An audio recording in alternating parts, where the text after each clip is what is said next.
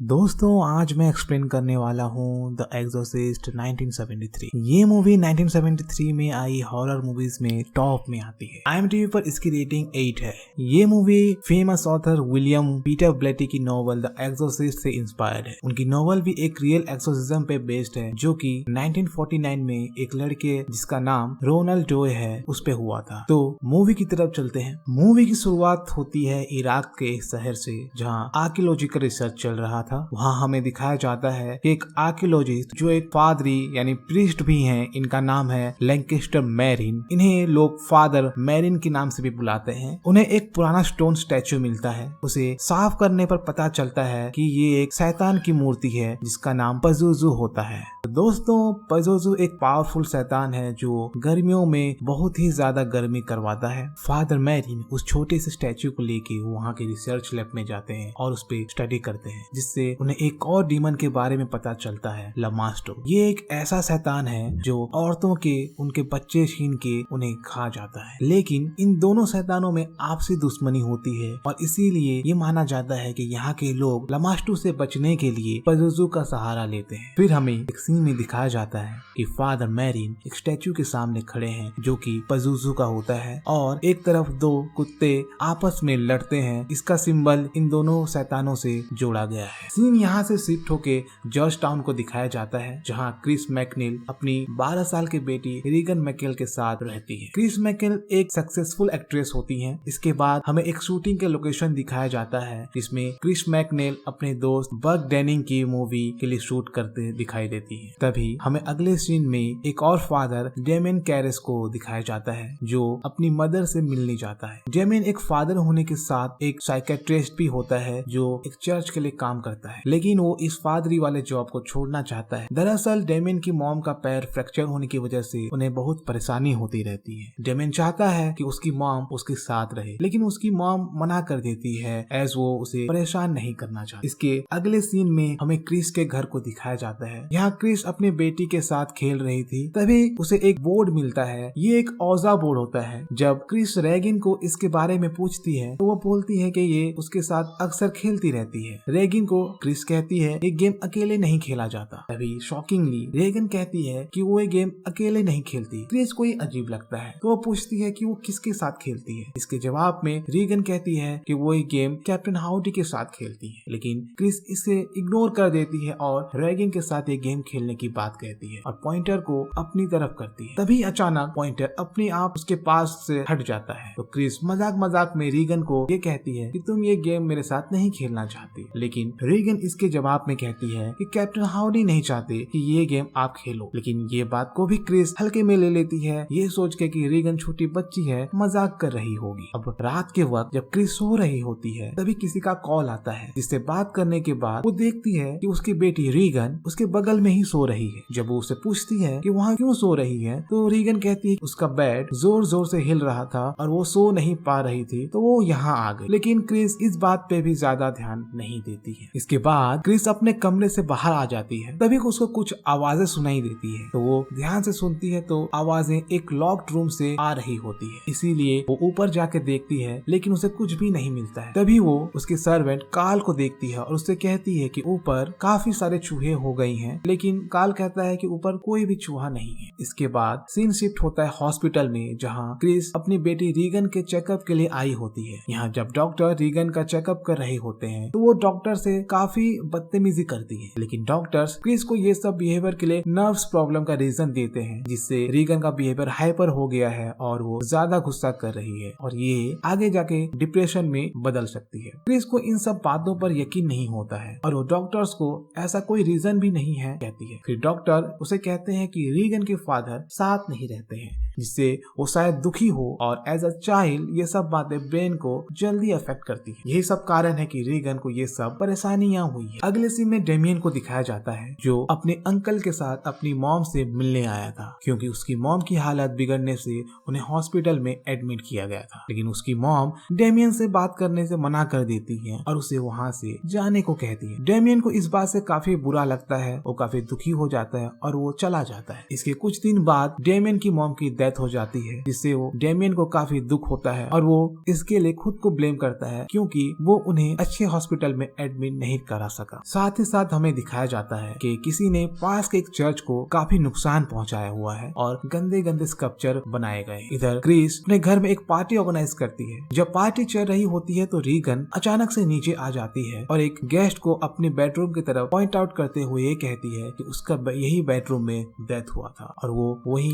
Urine कर देती है। ये सब देखकर वहाँ मौजूद सभी लोग काफी शॉक्ड हो जाते हैं। इसके बाद क्रिस सबसे माफी मांगते हुए रीगन को वहाँ से ले जाती है और उसे नहलाकर बेड पे सुलाकर बाहर चली आती है। इसके कुछ ही टाइम बाद रीगन के बेडरूम से चिल्लाने की आवाज आती है। क्रिस जब बेडरूम में पहुँचती है तो रीगन का बेड जोर जोर से हिल रहा होता है। क्रिस ये सब देखकर काफी डर जाती है। उसे कुछ समझ नहीं आता कि क्या हो रहा है। एक बार और क्रिस रीगन को हॉस्पिटल लेके जाती है जहाँ उसके नर्व्स का ऑपरेशन होता है और काफी सारे टेस्ट कराती है, लेकिन सभी टेस्ट नॉर्मल आते हैं। लेकिन ये सब का कोई फायदा नहीं निकलता है और रीगन की तबीयत पहले से ज्यादा बिगड़ चुकी थी। वो दिन ब दिन काफी अजीब अजीब हरकतें कर रही थी, जिसका कारण डॉक्टर को उसे नींद का इंजेक्शन देना पड़ रहा होता है। इसके कुछ दिन बाद क्रिस के घर में एक आदमी आता है जो बताता है कि उसका दोस्त बर्क की विंडो से गिरने से डेथ हो गई है। इससे क्रिस को काफी बुरा लगता है, वो काफी दुखी हो जाती है। क्रिस को यहाँ लगता है कि बर्क की मौत ज्यादा अल्कोहल कंज्यूम करने से हुई है, एज वो शायद डिसबैलेंस हो गया होगा। तभी रीगन अपने कमरे से बाहर निकलकर उल्टे पैर सीढ़ियों से नीचे आती है और खून की उल्टियां करने लगती है।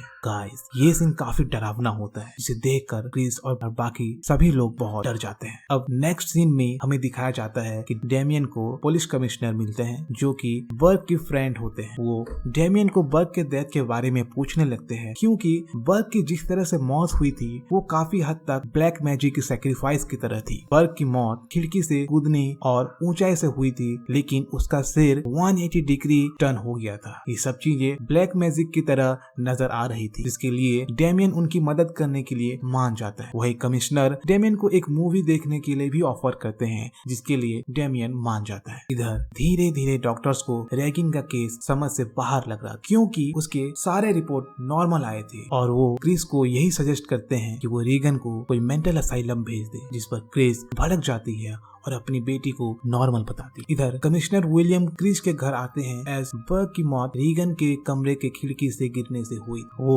क्रिस से उस रात के बारे में पूछताछ करते हैं और बर्क के बारे में भी, क्योंकि बर्क की मौत जिस तरह खोपड़ी घूमने से हुई थी वो क्लियरली डिमोनिक चीजों की तरफ हिंट कर रही थी। विलियम के जाने के बाद रीगन के रूम से जोर जोर से चिल्लाने की आवाजें आती और क्रिस जब उसके रूम में जाती है तो वो देखती है रीगन एक क्रॉस से खुद को स्टैब कर रही है और वो अपने प्राइवेट पार्ट में भी क्रॉस को स्टैब करते हुए बहुत ज्यादा हाइपर हो जाती है। जब क्रिस उसे बचाने के लिए जाती है तो उस पर भी हमला कर देती है और जब उसके स्टाफ उसकी हेल्प के लिए अंदर आने वही वाले होते हैं तो रूम का दरवाजा अपने आप बंद हो जाता है। ये देखकर क्रिस बहुत डर जाती है। तभी एक अलमीरा भी क्रिस की तरफ गिर जाता है, लेकिन क्रिस खुद को बचा लेती है। इधर रीगन के अंदर का शैतान जिसने उसे पजेस्ट किया था वो बर्क की आवाज में कहता है कि इसी ने ही उसे मारा था। क्रिस यहाँ समझ जाती है कि रीगन ने ही बर्क को मारा है। ये सुन के वो शॉक्ड हो जाती है कि कैसे एक 12 साल की लड़की ने किसी को मारा है। इसी दौरान रीगन ने अपने सिर को पूरी तरह टर्न कर देती है, जिसे देख क्रिस बहुत डर जाती है। इसके बाद क्रिस डेमियन से मिलती है और रीगन के बारे में सभी चीज बताती है और उसकी हेल्प करने के लिए भी कहती है। वो इनडायरेक्टली उसका एक्सोर्सिज्म करने के लिए कहती है। डेमियन इसके लिए उसे मना कर देता है एज एक्सोर्सिज्म के लिए वैलिड प्रूफ चर्च को सबमिट करना पड़ता है। क्रिस के बार बार रिक्वेस्ट करने पर डेमियन रीगन को देखने चला जाता है। जिस टाइम डेमियन रीगन के रूम में एंटर करता है वो देखता है कि रीगन डीमन के कंप्लीट कंट्रोल में आ गई है और उसकी हालत बहुत ही खराब है। वो शैतान डेमियन के दिमाग से खेलने लगता है और उसकी मदर के डेथ के बारे में बातें करने लगता है। तभी डेमियन रीगन के अंदर के डीमन से ये पूछता है कि उसकी मदर का मिडिल नेम क्या है, जिसके जवाब में वो डीमन कुछ भी नहीं बोलता है और उस पर वॉमिट कर देता है। दोस्तों, ये सीन काफी डिस्टर्बिंग होता है एज यहाँ पे डेमियन कुछ भी नहीं सोच रहा था, जिससे डीमन उसके दिमाग नहीं पढ़ पाता है। यही रीजन हो सकता है कि वो डेमियन की मदर का मिडिल नेम नहीं कह पाता। डेमियन को यहाँ रीगन की बातें परेशान तो करती हैं, लेकिन वो श्योर नहीं होता कि ये पजेशन है। जिसके बाद डेमियन उस शैतान पे होली वाटर छिड़क देता है, जिससे कि वो डीमन डर जाता है। बट वो क्रिस को ये रिवील करता है कि वो टैप वाटर है और वो रीगन के केस को साइकोलॉजिकल बीमारी बताते हैं। लेकिन धीरे धीरे डेमियन को यही लगता है कि कुछ ना कुछ तो गड़बड़ है, जिससे साबित करने के लिए वो दोबारा से क्रिस के घर जाते हैं और इस बार वो रीगन के अंदर जो भी डीमन था उससे बात करते हैं और उसे रिकॉर्ड भी करते हैं, जिसके बाद में ये रिवील होता है कि रीगन अलग अलग लैंग्वेज में बात कर रही है जिसे वो कभी सीखी भी नहीं है और उसके बॉडी में अपने आप ही हेल्प मी का लिखा होना ये साबित होता है कि वो शैतानी शक्ति के पजेस्ड में है। डेमियन इसके बाद तुरंत ही चर्च के लिए निकल जाता है और एक्सोर्सिज्म के लिए फादर से रिक्वेस्ट करता है, बट एक्सोर्सिज्म के लिए चर्च को एक वैलिड रीजन देना होता है। तो डेमियन वो रिकॉर्डिंग सुनाता है जिसे उसने रीगन से बात करने के टाइम रिकॉर्ड की थी। इस रिकॉर्डिंग में फादर मैरिन का नाम भी सुनाई देता है। रिकॉर्डिंग सुनने के बाद चर्च के फादर एक्सोर्सिज्म के लिए मान जाते हैं और उसके लिए मैरिन को बुलाते हैं एज इसके लिए उन्हें काफी एक्सपीरियंस एक्सोर्सिस्ट चाहिए। चर्च डेमियन को ही मैरिन को असिस्ट करने के लिए कहते हैं। ये वही मैरिन है जिन्हें हम मूवी की शुरुआत में देखे थे। फादर मैरिन और फादर डेमियन इसके बाद क्रिस के घर पहुंच जाते हैं। अंदर रीगन के कमरे से काफी ज्यादा चिल्लाने की आवाजें आ रही थी और उसकी हालत बहुत ही ज्यादा नाजुक होती है। इसके बाद फादर मैरिन तुरंत ही एक्सोर्सिज्म करने का फैसला करते हैं और डेमियन को सभी चीज रेडी करने के लिए बोलते हैं। एक्सोर्सिज्म शुरू हो जाता है और फादर मैरिन रीगन के अंदर से डीमन के पोजीशन को हटाने के लिए एक्सोर्सिज्म शुरू करते हैं। डेमियन भी उनकी मदद के लिए उनके पास ही रहता है। रीगन को यहाँ पूरी तरह से बांध दिया जाता है एज वो प्रोसेस के दौरान हमला ना करे और ज्यादा हाइपर ना हो। एक्सोर्सिज्म के दौरान वो इविल स्पिरिट खुद को डेविल कहता है ना कि डीमन, लेकिन ये झूठ होता है क्योंकि डीमन हमेशा माइंड मैनिपुलेट करने के लिए अपनी आइडेंटिटी छुपाते हैं क्योंकि इनका नाम जान लेने से उन पे काबू पाया जा सकता है। जैसे जैसे एक्सोर्सिज्म आगे बढ़ते हैं वैसे वैसे डीमन बेकाबू होते जाता रहता है और रीगन की हालत बिगड़ने लगती है। अब डीमन फादर मैरिन और फादर डेमियन को एब्यूज करने लगती है। डीमन फादर डेमियन को उनकी मॉम के डेथ को लेके बातें करने लगती है। इसे डेमियन थोड़ा डिस्ट्रैक्ट हो जाता है। यहाँ पता चलता है कि वो डीमन असल में पजुजू ही था। वो डीमन फादर डेमियन को उसकी मॉम के डेथ के लिए भी ब्लेम करती है और वो उसकी मॉम की आवाज में बातें भी करती है। फादर मैरिन यहाँ बताते हैं कि उन्होंने पास्ट में एक काफी टफ एक्सोर्सिज्म किया था जहाँ डीमन खुद को बचाने के लिए सच और झूठ को मिक्स करके माइंड मैनिपुलेशन करते हैं। इसी दौरान फादर डेमियन को टूटता देख फादर मैरिन उन्हें कुछ टाइम के लिए बाहर भेज देते हैं और अकेले ही एक्सोर्सिज्म करने लगते हैं। लेकिन कुछ टाइम बाद फादर डेमियन अंदर आते हैं तो वो देखते हैं कि फादर मैरिन बेड के साइड में पड़े हैं और वो डीमन बेड पे बैठे हंस रहा है। फादर डेमियन तुरंत फादर मैरिन के पास जाके देखते हैं कि उनकी हार्ट अटैक से डेथ हो गई है। फादर डेमियन ये देखकर काफी गुस्सा हो जाते हैं और रीगन को चोक करके उसके अंदर के डीमन को खुद के बॉडी में बुलाने लगते हैं और रीगन के अंदर का डीमन फादर के अंदर आ जाता है और इसके बाद वो रीगन को बचाने के लिए और वो डीमन को रोकने के लिए खुद को खिड़की से बाहर कर लेते हैं और सेक्रीफाइस कर देते हैं जिससे उनकी डेथ हो जाती है। ये सब चीज देख वहाँ भीड़ इकट्ठा हो जाता है जिसमें फादर डेमियन के दोस्त फादर जोसेफ भी वहाँ आ जाते हैं और डेमियन के आखिरी पल में उनके साथ होते हैं। इसके बाद हमें दिखाया जाता है कि रीगन अभी पूरी तरह से ठीक हो चुकी है और वो अपनी मदर के साथ ये जगह से ये शहर से दूर जा रही है। फादर जोसेफ उनसे मिलने आते हैं जहाँ रीगन फादर की तरफ कुछ देर देखती है, उसके बाद उनके चिक्स पे किस करती है। ये चीज एज थैंक्स गिविंग भी हो सकता है कि फादर डेमियन के लिए। जाते जाते क्रिस फादर जोसेफ को फादर डेमियन की वो लॉकेट देती है जो डीमन से फाइट के दौरान टूट गया था, बट जोसेफ उसे